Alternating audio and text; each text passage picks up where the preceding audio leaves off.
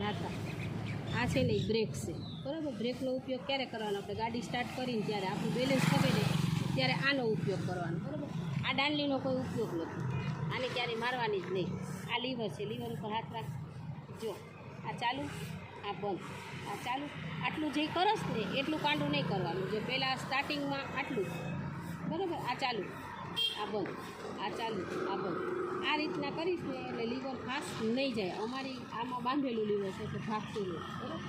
ઘોડી ચડાવ સારી રીતે. પહેલાં અત્યારે આપણે સ્ટાર્ટ નથી કરવી. હલાવ, બ્રેક નહીં મારવાનું. હલાવ હલાવ, પગ તારા આગળ પાછળ હલાવ હલાવ.